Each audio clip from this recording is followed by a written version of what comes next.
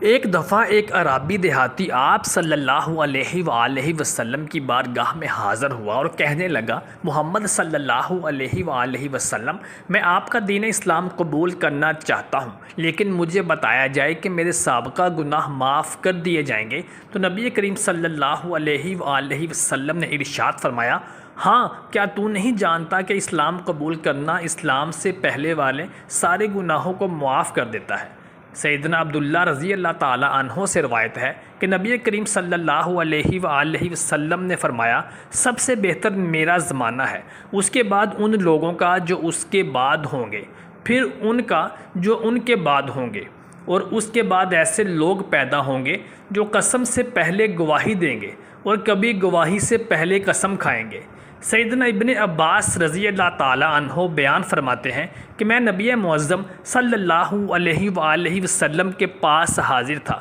تو آپ نے ارشاد فرمایا، اگر انسان کے پاس مال کی 2 وادیاں ہوں تو وہ تیسری کا خواہش مند ہوگا، اور انسان کا پیٹ مٹی کے سوا کوئی اور چیز نہیں بھر سکتی، اور اللہ اسی شخص کی توبہ قبول فرماتا ہے جو دل سے سچی توبہ کرتا ہے، اور توبہ کرنے والا شخص اپنے گناہوں کی بابت ایسے ہی ہوتا ہے جیسے آج ہی ماں کے پیٹ سے جنم لیا ہو، یعنی اس کے ذمے کوئی گناہ نہیں ہوتا۔